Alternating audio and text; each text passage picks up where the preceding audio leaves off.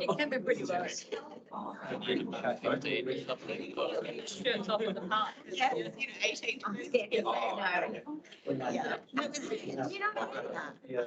That's suddenly. It's nowhere near as. It's nothing. I knew better. But I'm tentative because they don't feel dirty. I moved to be that team. Yes, I have. I pulled up with my colleague a while ago, and one was going to data driven. I'm guessing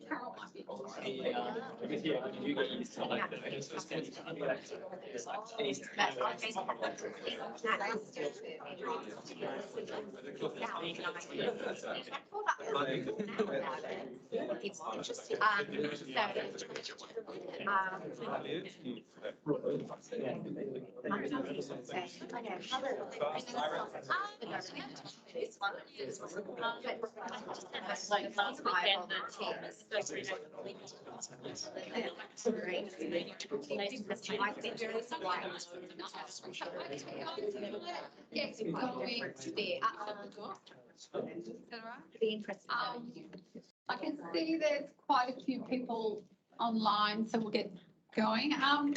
So welcome everyone today to our second housing seminar of the day. Actually, and now I talk, there's a big lift well of people coming in. No, sorry, take your time. So thank you for coming in person and thank you for those who are online. Before we begin, I just would like to do an acknowledgement of country. I'm sorry about the beeping in the background. I acknowledge that I'm hosting this meeting from the lands of the Gadigal people of the Eora Nation. I also acknowledge the traditional custodians of the various lands on which we work today and of which people are participating in this session. I pay my respects to elders past, present and emerging and celebrate their ongoing cultures and connections to the lands of New South Wales, which is appropriate because today we're talking about housing and obviously it's probably one of the most important things in everyone's lives.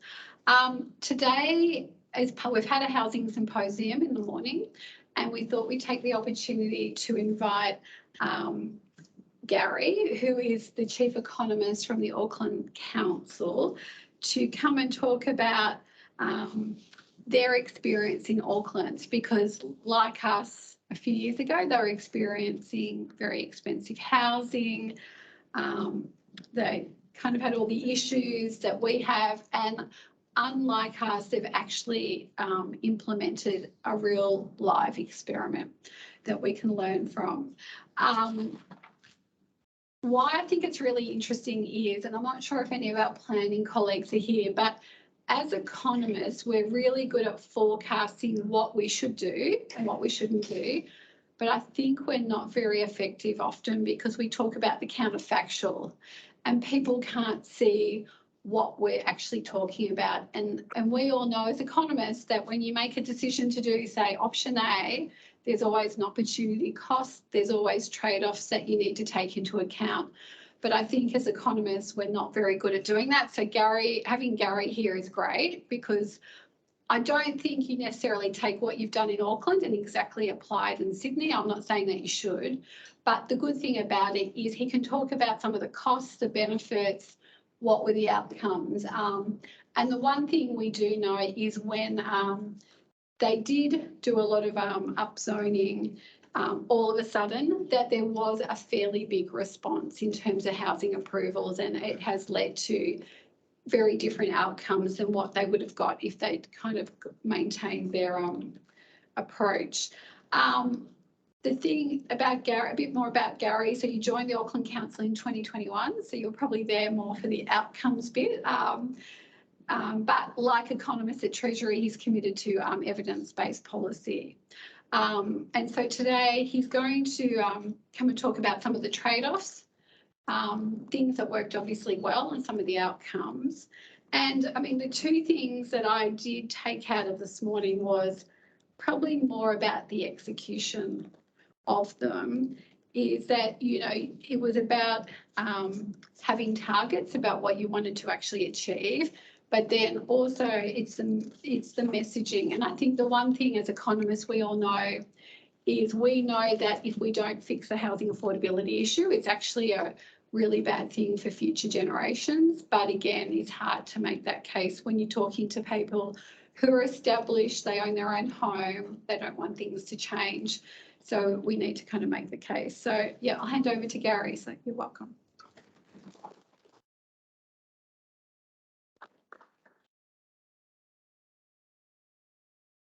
Thank you, Geraldine. Thank you, everyone. It's a pleasure to be here today. So it was really interesting to be at the symposium this morning and listening to the debate about Sydney, because I came away thinking actually so much of the discussion, you could just substitute the word Auckland for Sydney and a lot of it would still apply. Auckland did make quite a big change a few years ago in terms of our land use policy, and we've got some gains from it, but still a lot to do because we started from such a poor position in terms of responsiveness of the housing supply and affordability. So it's a little bit of a two-speed story where I want to talk about some things that have been achieved, but also acknowledge that there's a lot that needs to be done yet.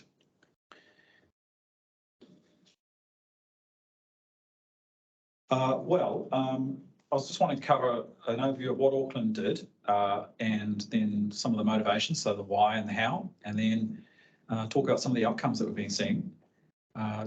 For those of you who may not be so familiar with Auckland, it's a city of 1.7 million people, so the largest city in New Zealand by some way. And it's a regional council. Well, it's a council. Auckland Council was a region, so it was formed in 2010 from the amalgamation of 7 prior city and district councils. And you can see there, if we just zoom in a little bit, the central part of Auckland is the oldest part. It's where the central city is where that red dot is. And then the bit in the middle, it looks like an island almost. We call that the isthmus, the central part of Auckland. And then you get a lot of extended urban growth over the recent decades to the west and the south. You get a lot of people commuting into that central area where you've got jobs and best sort of transport links and amenities and things like that. And then over on the north shore, the other side of the harbour, get a lot of beaches and up that way as well. So a lot of amenity there too. Just talking about what Auckland did. This is just an example of a duplex that was on a site that was enabled to be used more intensively, just as visual interest.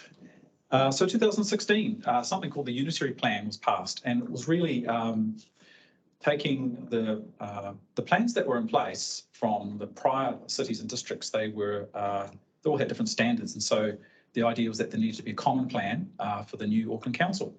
And so set up 4 residential zones that really increase from single house, which is just, as it sounds like, I think coverage for a site ratio is about 35%, and building to height ratio allows mostly a single story, but sometimes 2, depending on the size of the site. And then mixed house suburban, which is sort of 2-storied really, mixed housing urban, which is 3-storied, and then terraced housing and apartment buildings, which is usually sort of 5 to 6 stories. So that's sort of gradually increasing in terms of intensification there. So they're the 4 zones that were set down. And pretty much of the residential zoned area across Auckland, 75% was upzoned in some way, either a little or a lot. And so really that's the motivation was to really enable more choice for different households, recognising that societal preferences are changing. And in the context of worsening affordability, I think there was some concern that the housing supply was unable to respond to demand and changes in demand. And the thought was that by increasing competition, particularly by creating so many more development opportunities, that you would get more competition among the landowners and put downward pressure on land values. That was the intuition anyway. Just to give you some visual references for what some of these streetscapes might look like. So a single house, as I said, it tends to be one story, sometimes 2, set back from the street. Then you've got mixed housing suburban, you tend to be able to go up to 2. as of right, depending on the site, and then mixed housing urban generally get to 3, and then we've got what's called the terraced housing and apartment units, sort of 5 to 6. These are just examples. They're not necessarily the best, but they are perhaps typical. I think it's useful just to sort of reflect on the residential land, the distribution across those 4 zones. So there's some really nice work that's come out of a research program at the University of Auckland. Professor Ryan Greenway-McGreevy, he's got some really nice working papers and published some papers too in peer-reviewed journals. And he did some nice work to look at how do you match all of those previous district and city planning documents, the zones that were there, how do you match them to these 4 zones? And those 4 zones that are up there, low, medium, and high, correspond to the ones I mentioned earlier. And you can see that prior to the plan, Auckland was really a city of low density in terms of residential zones, so 96%. Just a little bit on the medium, low, and then high, pretty much nothing really. There was, of course, apartment developments around the city centre. That's not zone residential. So it's not to say that there weren't any apartment buildings, so they just weren't in residential zones. And then after the unitary plan was put in place in 2016, see that low really only sort of really 25% of residential land, and most of it's sort of been upzoned to medium, low in particular, and also medium and then some high. So quite a different mix of intensification enabled, depending on if there's demand for it and if the market would like to take it up. So let's just touch on a little bit about why and how, which I did reference that the opportunity was in the amalgamation of those 7 former city and district councils. So the idea was that needed to have a single standardised plan. So that sort of created the platform. That amalgamation happened after sort of a royal commission that the government had set up, a sense that Auckland perhaps been underperforming in terms of its role in the national economy, and perhaps some of the decision making that was dispersed across all of those entities were more focused on the local costs and benefits rather than the region-wide or national-wide costs and benefits, or region-wide benefits, I should say. And so the idea was that by amalgamating, we might get some decision-making taken, not only with land use, but other decisions too, that would be more beneficial for the region as a whole. I think there was recognition that clearly trade-offs involved, recognition that perhaps supply hadn't been responsive and been a major factor in worsening affordability, and that we need to do more to get a more responsive supply and to really promote housing. But also concerns from communities around what change might mean. And so the idea that density would be desirable, but it should be done well, or that there might be special character or heritage areas that should be carved out. So I think recognition that there are probably competing objectives, and that was certainly apparent in the political process. So political leadership, I think, was part of the sort of recipe of how this came about. The mayor and the deputy mayor were quite committed to doing more. They had strong messaging around changing societal preferences, so enabling young people to have a greater range of housing types that they wanted to enter the market, not just the traditional standalone house, but enabling townhouses, walk-ups, apartments, those sorts of things. And I feel also themes around enabling people who are already in the housing market to age in place. So as they aged, they could still stay in their communities because there might be a greater range of building or housing types in their community. So that was a theme that got a lot of airplay as well. Of course, anything like this takes extensive public consultation and submissions. And I think notably there was an independent hearings panel which really scrutinised some of the proposals that were put up by council officers.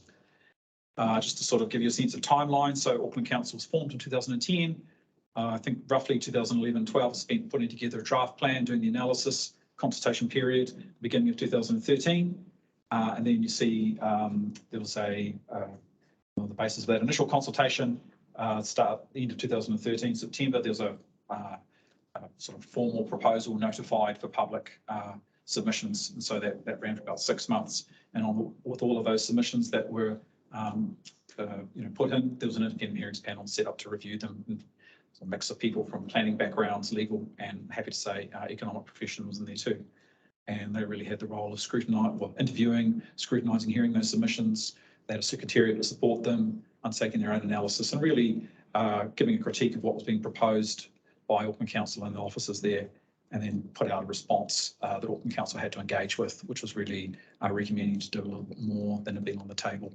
So after some deliberations, and you can still see a lot of these videos on YouTube, I'm pretty sure, of the raucous council meetings. If you've got the stomach, you can go and look at them, but the blowback from communities who are concerned about change is pretty strong. So with having a look at that if you've got any interest. And then it became operative anyway in November 2016. This is just a map of Auckland showing the upzoning, and I'm just going to zoom in on the central area because it's just not that easy to see otherwise. And you can see there that the purple or lighter pink sort of represents an upzoning to mixed house suburban, and then the sort of darker purple all the way up to sort of that terraced house and apartment building, the highest density category. And then you see those orange shaded areas. They're the areas that weren't upzoned, and they do tend to be, well, quite a lot of them tend to be around the red city centre there, just the inner west and some to the south. And as I mentioned, some of those neighbourhoods that probably well established, quite a lot of character. So just on the theme of compromises and trade-offs, and I guess perhaps influence in the political process too, I see that we got something that wasn't everything, but it was still quite a lot. Oh, this is just one, it's a lot of detail, but essentially people who might be interested, the idea is that the constraints that restrict more intensive use of land take various forms. So we've got yard setbacks, and this is under the new 4 zones. You can see the site in the rear. This get more permissive as we go along, and then height to boundary ratios as well, and then building coverage. 35% is pretty much all of the residential zones, and now sort of even small changes, 40, 45, 50, it can make a difference in terms of what can we put on the site. So it's a combination of those things. Just talk about some outcomes. This is just a picture of a site that's probably within 500 metres of a suburban railway station, pretty good access into the city, a few stops. So it's probably a 6 or 7 minute walk. And that single house was on a site of, I think, about 650 square metres, sort of a funny shaped triangular site there where 2 sort of arterial routes merge. And that was in 2016 before the unitary plan, and it was upzoned to terrace housing and apartment buildings. So essentially could have up to 5 to 6 stories depending on the design of the building. And so that was completed in, I think, 2020 or 21. It's ground floor plus 4. So one dwelling for one household has now become multi-unit dwelling, which I think there are 32 apartments there. It's sort of a little hard to see because it's a triangular shaped building, so it does have some depth to it.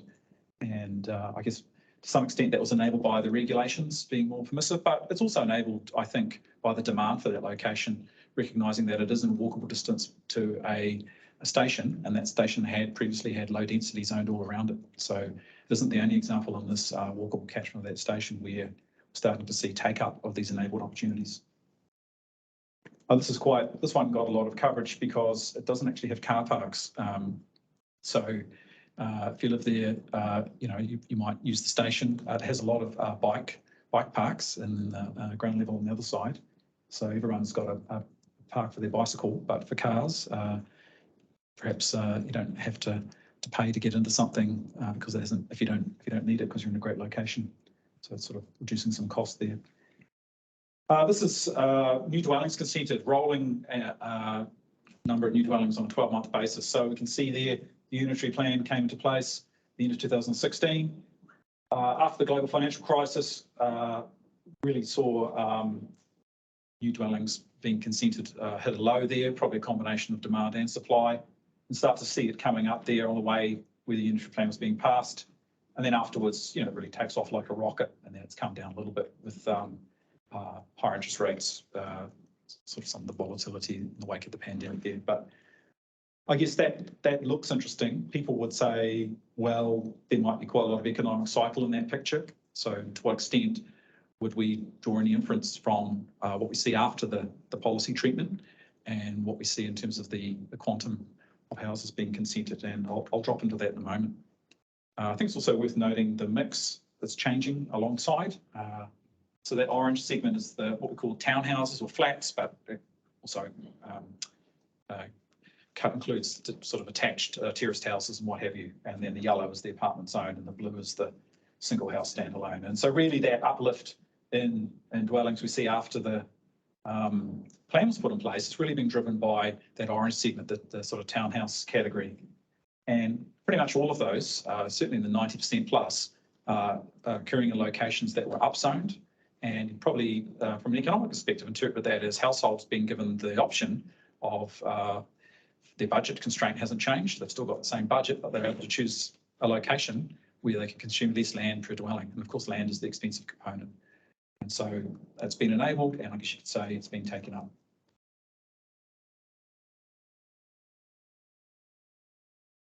This is just an example. Another one, this was, I think, quite a large site, about 1,000 square metres, sort of abuts a commercial centre. It's residential to the south here, over the road for some shops, and that's a corner park there. And it was quite an old standalone sort of bungalow there. And that was in 2016. And it's just the idea that get more productive use from the same land because the demand exists, because it's also within probably, I think, sort of 600 metres of a station, another station that's even closer in than the last one I showed you. So quite walkable.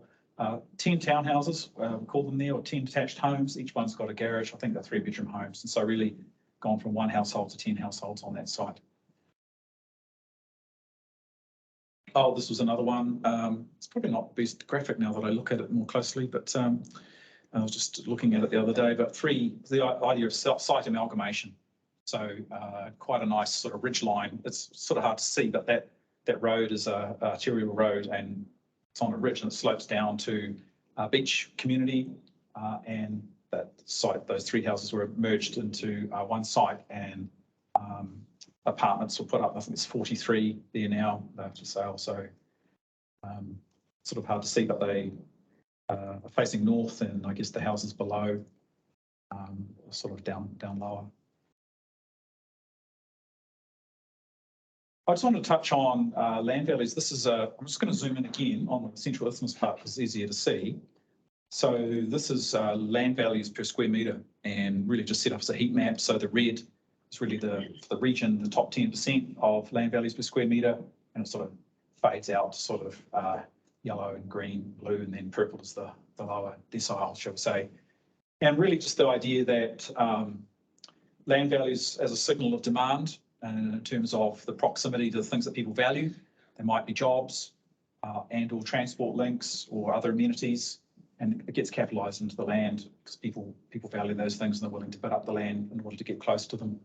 Not everyone, acknowledging that preferences do vary, but it's interesting to sort of see the central area. So the city centre is just on the north of that, just at the top of that red central area, and so a lot of jobs there, the best public transport in the city, and quite a lot of other amenities, whether they're sort of parks or schools or shops. And then on the North Shore, you can see those beaches quite heavily red as well.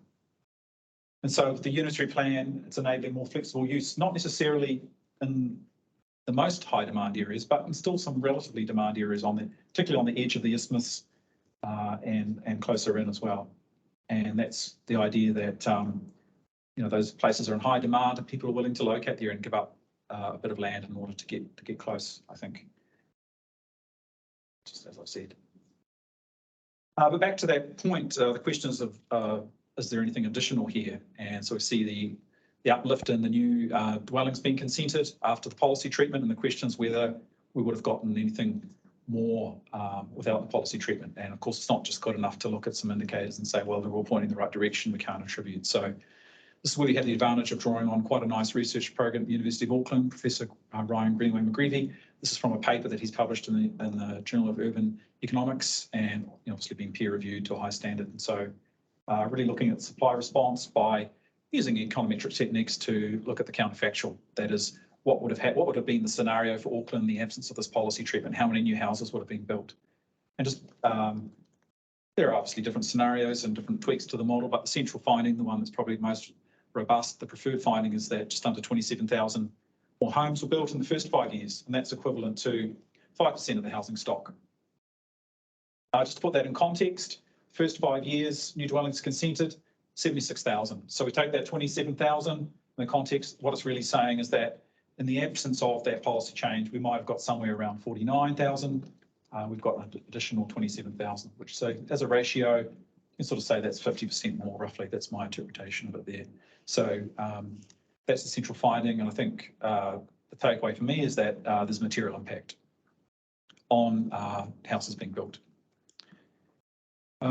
Just probably sort of touch on rental affordability. So just look at how rents, this is the median rent adjusted into today's money, so in real terms, and just indexed to 2016 when the unitary plan was put in place. And then we see New Zealand as a whole, and then we see Auckland as the lighter blue. And you can see that quite a bit of gaps opened up between them in terms of the track they've followed. I mean, it's just a high level. You can dig down regionally and see similar patterns. I think it's worth noting that the pandemic, some of the movement we see there is probably attributable to the pandemic, where we had probably Auckland was more susceptible to outward flows of migration, and the restrictions on the border probably affected Auckland more than other parts of the country. So probably argue demand was a bit lower than otherwise would have been in that latter period. I think it's worth just being upfront about that. Rental affordability. So Auckland is the red there. You can see the unitary plan coming into place. It was sitting above. This is the average weekly income as a proportion, I should say, weekly rent as a proportion of average weekly income. So it's sitting above the national, about 23% nationally, sort of 21.5%. And then you see, acknowledging the oh, I've gone too far now, have I? Oh, no, I didn't put it in. But anyway, you can see that crossover about the time of the pandemic, and it's fallen down below. So, of course, not only it might have been that Auckland had lower demand with a slight even its population during that period, but at the same time, as you saw earlier, housing consents are going off like a rocket, so building a lot more homes. So it's probably a mix of those things. I'll just say that there was also a working paper from the University of Auckland research program that I mentioned, which talks about rents, looks at trying to model a counterfactual and alternate scenario. I don't know if any of you have come across it, but it's quite an interesting paper where it's looking at matching Auckland's path with rents to other urban areas in New Zealand, setting a model where you've got good fit, where Auckland's rents were following a similar path to other urban centres, and then after the policy change, seeing the extent that they diverge. So a synthetic control approach, and really finds that for 3-bedroom homes, the path that Auckland's taken post-unitary plan relative to other urban areas that didn't have that treatment, somewhere between 25 and 33% lower path over that period. Just touching on house prices. So again, this is median house price. It doesn't really adjust for changes in composition, so it can be a little bit misleading, but it's useful just to sort of see that following the unitary plan, period of sort of relative stabilisation, and then of course the pandemic and the cut in interest rates to sort of shore up demand, got asset prices appreciating and then depreciating. But can sort of look at Auckland relative to the rest of the country, and it's on a different path. And then I think I put in some regional stuff, so just breaking open that New Zealand bucket a little bit more. So other regions with major urban centres, Wellington in the red there, and Canterbury in the green. So Auckland sort of, well, it did appreciate with that cut in interest rates, hasn't really reached the same peak as others, and sort of come back a bit lower as well. And this measure actually tries to adjust for compositional differences in the housing stock, looks at valuations at a point in time, and then looks at that relative to household income as a ratio. And then it's really the case at the time of the unitary plan, Auckland's probably about 33% above. That ratio is about a third higher, and then it's come back down to roughly what it was at the time of the unitary plan when it was passed, and it's about 10% higher than New Zealand as a whole. So sort of consistent with me anyway, for me, that the price signal of higher house prices have led to more houses being consented and built, and that additional supply has helped the response to demand. And I think I'd argue we've been a bit better off than we otherwise would have been, especially when we see the paths that other regions have followed. So just to conclude, as I said, the Auckland Unitary Plan in 2016 enabled more flexible land use, quite widespread upzoning, and I think the takeaway is that it can be impactful.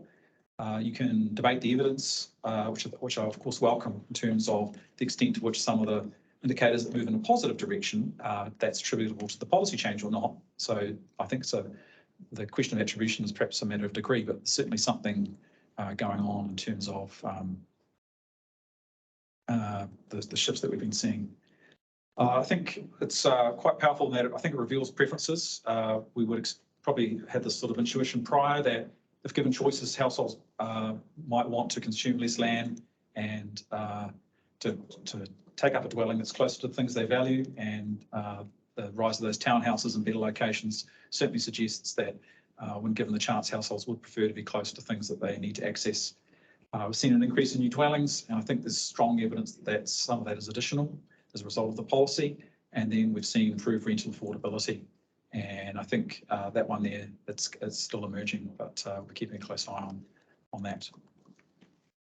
And I think it's also important to acknowledge that while there might be benefits from this, we shouldn't ignore that there might be costs of change. So neighbourhoods have changed.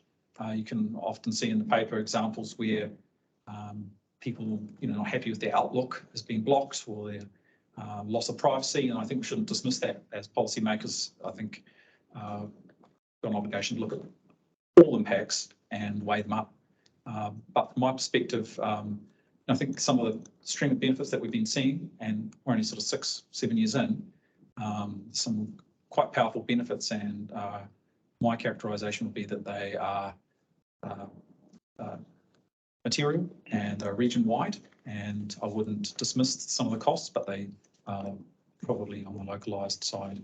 And whereas I think the benefits are region-wide, because it's not only enabling people to get into housing when they otherwise mightn't, but gives us a better chance of holding on to our skills, and of course, a more compact city, I think gives us a chance of realising foregone agglomeration benefits. So that's what I had to share with you today. So thanks for your patience. I hope that wasn't sort of space that you were expecting, and I'd be very happy to take questions or have a chat and a debate. Was it Geraldine? You can... Emma, I might just say, so there are people online. Can you...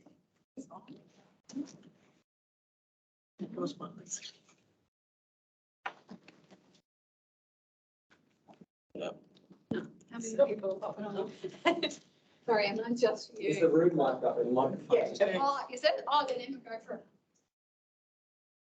Oh, you go first. We asked you to go, then we'll go now. Oh, there you go. Thank you. Thanks for the presentation. Is it better if I use it? Hello. Hi, everyone. My question was around the supporting services. So when the rezoning decisions were made, were any accompanying decisions made around calibrating the services in accordance with expected uplift and increased demand? So when you say supporting services, are you sort of referring to local amenities or transport services? Yeah, buses, hospitals, schools. Yeah. Well, I think it's probably the case that there was some thought put into that, and I think it's probably a mixed bag, to be honest with you. So there are examples where some of those areas that are a little further away that were upzoned have seen a lot of take up of those opportunities, and I think probably a bit more than planners might have expected. And so there you will see stories about congestion, pressure on roads, particularly in some of those areas. In other cases, some of the upzoning was around, as I mentioned, the walkable catchments of transit, rapid transit stops around the train network. And so there's already a lot of capacity there to take more. We've seen an uplift in patronage, I should say, of our rail system. We've probably been a bit underfunded and unloved. And then coinciding with this zoning reform, we've seen a great increase in patronage. And I can't help thinking that that's part of the contribution that enabled more people to live in those walkable catchments. They can access the stations that were already there. So is it fair to say that for some services there was definitely a lag, though, in terms of have the rezoning, have the houses, have the people, and then increase the services after that? Yeah, well, I think that's fair. I mean, I don't have the data to make the case one way or the other, but my sense is that if such a widespread impact on the city in terms of more flexible use, and then seeing where the uptake is happening, and then that's got to flow through to service planning. So there's sometimes a little bit of a lag there. Excellent, thank you. Emma's our infrastructure director. Hi, thanks for taking us through this. It's really interesting. I had a question around the chart you showed about approvals and whether you had a similar chart for completions to show how many were, what impact it's actually had on delivery of homes? Yeah, that's a really good question because it does come up a little bit. An approval isn't quite the same as a finished product. I have been looking at the data. I haven't prepared a chart today, but depending on what time period you're looking at, especially if you look back around that initial period, it's up in the 90s, so 90+%, I would say. I think more latterly with the drop in interest rates and then the increase, you've seen some of the consents sort of almost on hold because the prices have changed in a way that it doesn't really justify the commercial feasibility anymore. So I think it's probably tailed off in recent times. But if we look back even further, I mean, in general, there's a strong follow through in terms of consents generally. I was just looking at a snapshot of the last, I think 3 to 4 years, just for some forecasting work yesterday, and I think it was sitting around 85%. So I was going to say that's much better than here. Yeah. but I would say that it's probably I think it's trending down because of the economic cycle. So you get like a boom where everyone's applying for consents because assets are up, and then interest rates get hiked, and then prices come down, everyone's sitting on them. So I wouldn't be surprised if some of them disappear and they get out competed with. There's potential for more consents to come from better locations because we're sort of having a debate around whether we should do more. So yeah, but in the main, I'll be confident that most of these are turning into new homes. Thank you. But good question, yeah. My question's about governance. You mentioned that this seemed to start when a number of councils were merged into one. Can you talk a little bit about what the motivations were behind that decision, and to what extent did it have to do with improving the planning system as distinct from other considerations? Yeah, it's a really good question. I wasn't part of the local government scene at that stage, so a little bit just my own observation. I think when you've got 4 cities and I think 3 districts, and so you've got infrastructure that spans across those jurisdictions, and when it's funded at a local level, but there are contributions from the national level, then I think there's a sense of frustration at times with central government saying, well, we're hearing different voices from different parts of Auckland, or inconsistency across electoral cycles from different parts of Auckland. So they're really looking for Auckland to speak in a more consistent way with their planning direction from a regional perspective. I think that was one of the motivations. And probably a sense that some of the decisions that were taken from a weighing up of benefits and costs for that local area. They might have actually felt some of the costs from land use changes, but the benefits might have been more regional or national. So by taking a narrower view, they were giving up or foregoing regional benefits. So I think there was a sense of that was a motivation, and the way it was brought about was that the government decided to have a Royal Commission of Inquiry into the fit for the future sort of governance structure for Auckland, and looked at different options and concluded that amalgamation would enable them to, I guess, probably have a more integrated and time constant view of infrastructure needs, whether they're funded or co-funded with central government, and also to think about some of the land use changes that would be needed or could be done if an integrated plan was going to replace the 7 plans that were in place.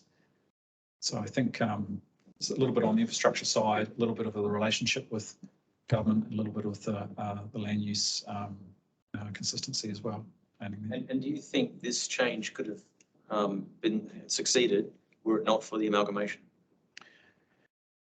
It's a topical issue for us because Sydney has got like dozens of councils. Some as small as 15,000 residents, some as big as 350,000. So it's a real mess. A lot of the city-wide planning is done at state level rather than local.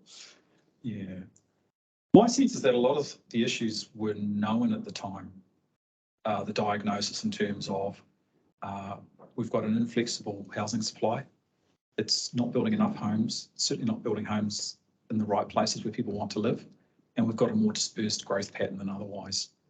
Because when people are wanting to get close to things and they can't, then sort of filtered out to the next best, and then the ripple effect. So there were concerns about Auckland's ability to continue to fund extending its infrastructure networks into greenfield areas, and So I think a lot of that was sort of understood at an analytical level, possibly at a political level, but when you've got multiple councils involved to work collectively, there's a coordination problem, I guess. So there has to be some sort of mandate or platform because they've all got their electoral cycle and what suits their locality. So I can't talk about Sydney, but I think in Auckland was the fact that you will have to come up with a single plan and it's got to be done within a certain time frame. Was the opportunity, well, what would that plan look like? And then one standard is for the for the region rather than separate. So I think it's probably critical having that opportunity forced by legislation. You will merge and you will prepare an integrated plan within a certain number of years. It's hard to see that. I don't know. Well, we haven't got our act together until that point. So afterwards, I don't know what would have happened. Yeah. Which isn't to say that that's the only way that upzoning could be brought about. I'm saying it was part of what enabled that to happen in Auckland, but I'm not saying it's the only way. But certainly a material factor. That's my personal view. Hello. My interpretation of what you've shown us is that there is what you're calling high, what term you use, high density. It's like medium density in our terms. Yeah. So why have you only gone to 5 stories? And who has, where have the uplift gains been captured? Who has captured them? Impressive. That 32 units were put on a, what was it, 700 metre block. So Oh, that would be- somebody's played some money there. That one. I think you raised a really good point. I did refer to it as high density. Of course, it's all relative in the scheme of things, isn't it? It isn't particularly high. I acknowledge the city centre has got ability to go much higher. So this is just a conversation about residential zones and residential zones around town centres and stations. So I guess it's small steps. I would say that what we call high probably is medium. And there was a directive that was put into place a couple of years ago from the central government again saying we want to see Auckland and other cities around their walkable catchments around their transit stations, minimum of 6. And they called that high, but relative to where most cities are starting, that is high. And I guess it's about that compromise again that I mentioned, that when you're starting from very low density, then perhaps 6 felt like a big deal for some. And I would say that where you've got high demand locations where the land use was restricted and now it's more permissive, then we have seen uplift in the land value. So there would be gains in the asset value for those that own that land. And then you would assume that the pattern of demand relative to what otherwise would happen would be more located on those opportunities that can be realised that are commercially feasible because of their location. And so that would see downward pressure on areas that are relatively less desirable now relative to those that have become more desirable. I mean, they're always desirable, but they weren't commercially feasible in terms of the regulation enabling it. So you probably have seen, I think we have seen people do well out of locations which are sizable sections that could take more dwellings. But I acknowledge that it isn't particularly high in the scheme of things internationally, what I'm talking about. And so the government directive was to say, well, let's have 6 as a minimum. And colleagues in the planning department, the proposal put up was, well, we need to manage effects on neighbourhoods. And so they proposed 6 as a uniform across those walkable catchments. And I think it's a debate we're still probably working through in terms of whether it should be uniform across a catchment or even across all catchments, particularly those that are high demand and those that are a bit lower demand. I mean, the worry is that you consign something to a lower density because you can't go above, say 3, because the fixed costs are such that you can only fit so many units within 6 and you're not going to get the return. So you can sign it to a lower topology than you otherwise would. And that's the risk there. I think we see some of that. It's a good question. Thank you. Geraldine, sorry, there. Yeah, I'll take a lot of mine then. Yeah, okay, great. Kingdom. So especially when you talk to local councils here, one of the things you hear is that we've actually zoned heaps of capacity, but it's not being taken up. When you talk to developers, they say the capacity is not feasible or it's in places that people don't want to live. I guess I'm interested in what you think the Auckland experience has to say about that dichotomy. And related second question, if I may, is do you find that developers can up to the absolute maximum in the plan, or do they leave anything on the table? Yeah, both really good questions. On the first one, well, there are central government directives where we need to quantify the amount of capacity that's been enabled through regulatory change, and then to apply a filter of what's likely to be commercially realisable within certain assumptions over a multi-decade period. So from the near term, 3 years out to long-term 30 years, and then to think about what infrastructure will be deliverable feasibly in those periods, and actually then come up with, well, what is your capacity that is enabled through regulation, is infrastructure ready and commercially feasible, and then to compare that quantum with the projected quantum of demand, allowing for some sort of buffer. And then the response is, well, we've got more than enough. And it's like, well, there's several problems when we set ourselves absolute targets to reach, because I think, for one, it isn't really saying anything about the mix of locations, because there is a lot of capacity in relatively lower demand locations. And then there's high demand for some locations where there's very little capacity. So a little bit of a mismatch between high and low demand and where the capacity is. It doesn't, I think we lose sight of the fact that we started from a very tough position in terms of poor affordability, land values far too high relative to incomes. So we have a lot of work to do in order to rectify that. And so when you focus on just the target, we've got enough because our quantum of theoretical housing numbers is more than our theoretical demand, you sort of lead people to think, well, we've done enough, but that isn't really the policy target, in my view. The policy target should be, have we enabled abundant opportunities so that competition is enabled among landowners, because there are many more development opportunities that could be brought to market, putting downward pressure on land values as a result of that competition, so that affordability is better than it otherwise would be.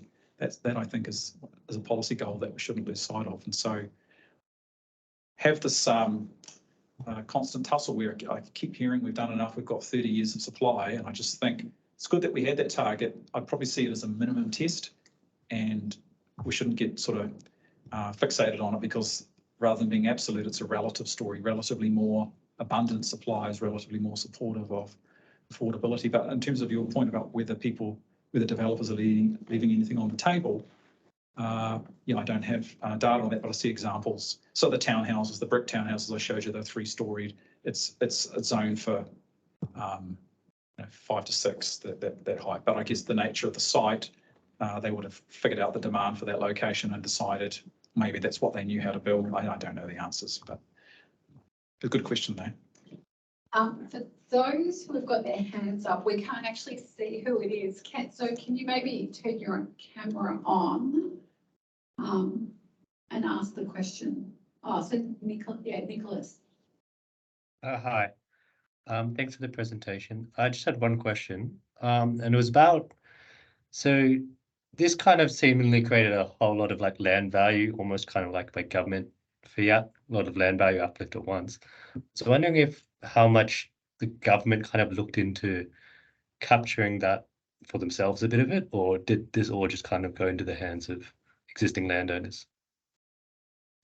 Yeah, that's another really good question. I guess these changes happened at a local government level, and I don't think local government has any ability to capture that value uplift, but we have been having that discussion with respect to major investment in rapid transit networks. So putting in light rail, that has been part of the conversation, where it's a co-funding with central and local government, and then central government has that ability legislatively, or the ability to set law to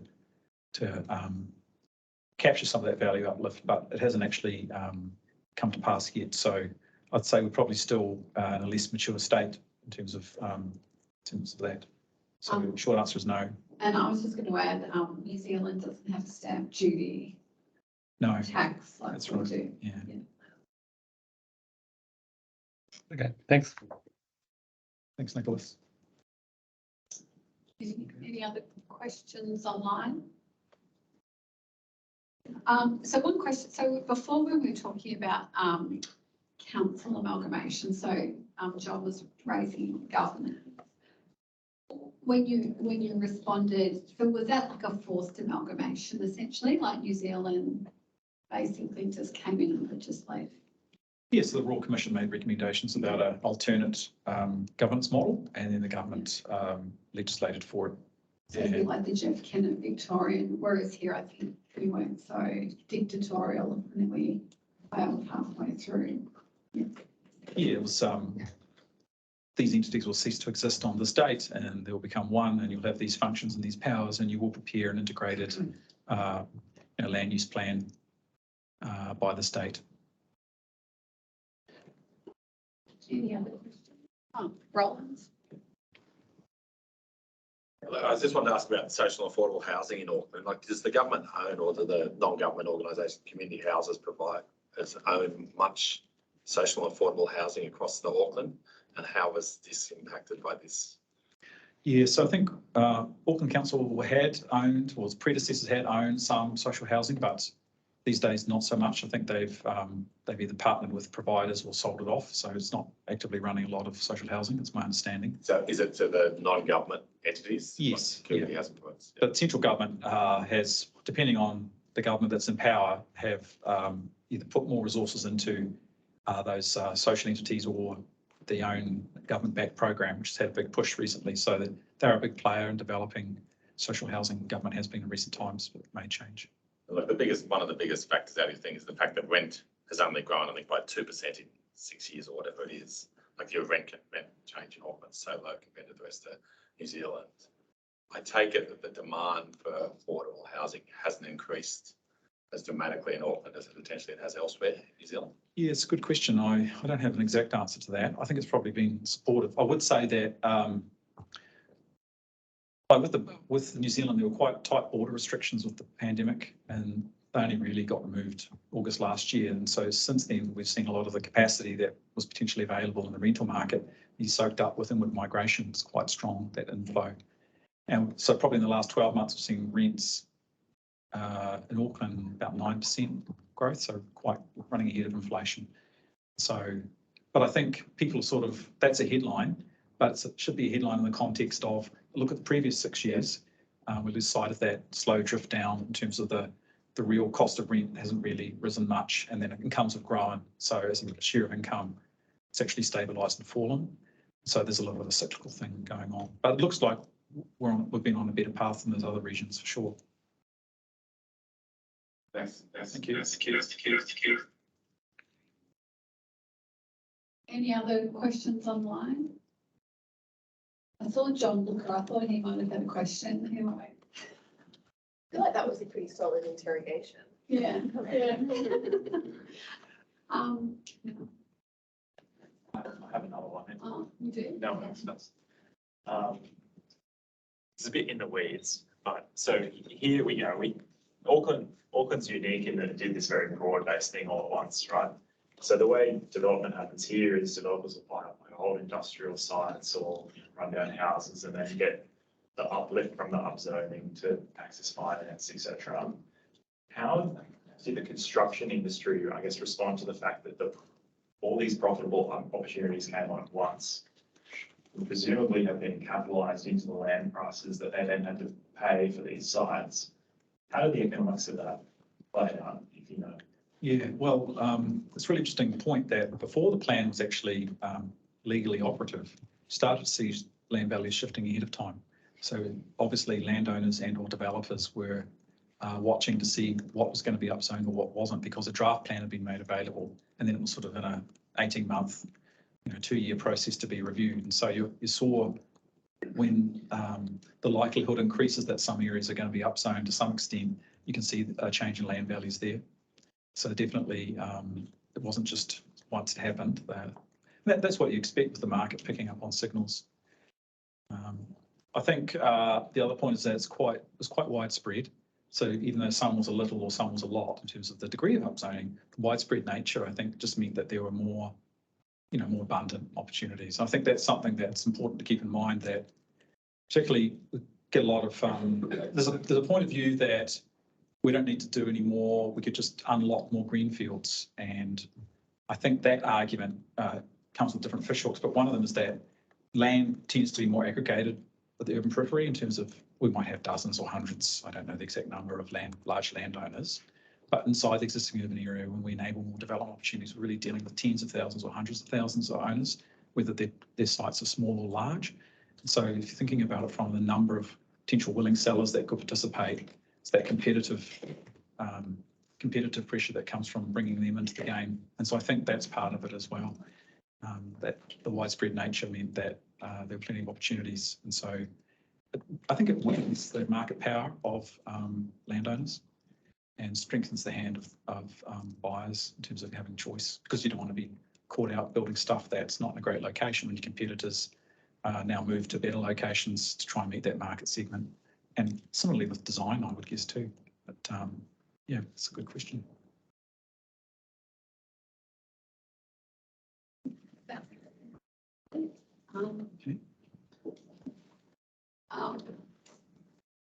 So the one thing that did strike me when we were talking about it was, and it's for our tax colleagues who are on the line, New Zealand doesn't have a capital gains tax or stamp duty on housing, so that's really different. Well, or do they have capital gains now? There is a capital gains tax on second homes. Second home, yeah, but not on your principal Not on the residence. principal, other homes. Yep. And of course, we couldn't call it a capital gains tax because that would be too politically sensitive. Okay, so it's that's called why. It's called a it's bright line different. test. Oh, is it? Okay, so. Did you buy this home not intending to live in it and you haven't lived in it? So did you'll have to pay the marginal tax rate. Okay, so I mean, the thing that, yeah, sorry. So it's the marginal tax rate. There's no capital gains tax discount then. No. No. I believe it's the Okay, that's marginal good tax policy. rate. Is it index? Yeah. I mean, the one thing Gary was saying to me before was some of the work he has drawn upon with us is contributions. So the greenfield versus the brownfield, like the costs of building. And Emma, it just makes me come back to your point, like maybe we can learn off New Zealand, but we've just implemented some infrastructure contribution reforms where essentially when developers build, they have to pay a charge per dwelling. And it's now across the whole of Greater Sydney, whereas it used to be just in our greenfield areas because that was quite expensive. So I think, yeah, maybe New Zealand maybe could learn a bit from us. And then Nicholas, who asked the question before, the government's now looking at more value capture, because obviously the one thing we've learned in Sydney is we have put a lot of density in some areas, and then basically everyone gets really upset because they can't get out of their car parks because the roads haven't been upgraded. So I don't know, we've learned from you today, but maybe New Zealand could come and learn from us. But I mean, it's a really interesting experiment in that rarely do we see something so close happen with an outcome. And I don't think obviously you can't just take the one size fits all and apply it directly here, but I think it's an interesting approach because it does show that changing policy, like the rezoning and the upzoning, has led to an outcome quite quickly. And obviously it was in response to the housing affordability crisis that you were experiencing. And Auckland is probably, I mean, I don't know, for people who have been there, it's a beautiful place because it's got two harbours. It's probably a little bit cold. So I'd say Sydney might have the competitive advantage, but you can see that certainly a place that everyone wants to live in, and obviously housing is quite sought after. So yeah, please join me in thanking Gary. So, thanks for your questions and for your time. One of the reasons I was quite keen to come over is to meet some of you in terms of policymaker colleagues who are working on similar issues, because so much of what Auckland and Sydney are grappling with is a lot of overlap, and we've got a lot of work to do. So I'd love to talk about infrastructure and contributions and anything else. I'll be available. Thank you.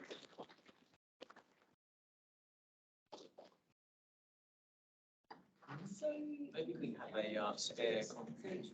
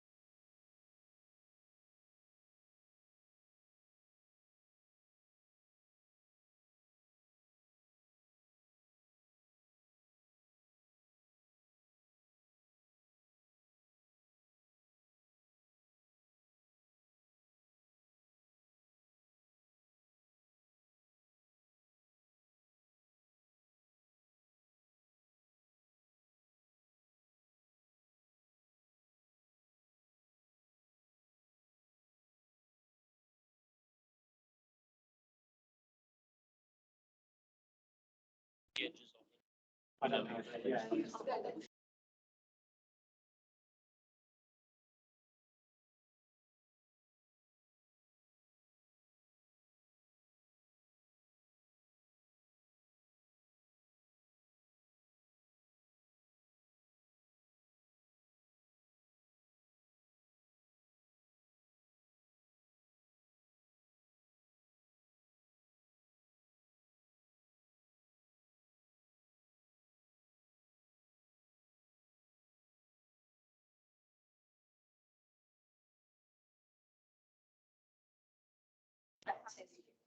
Very much. Like that.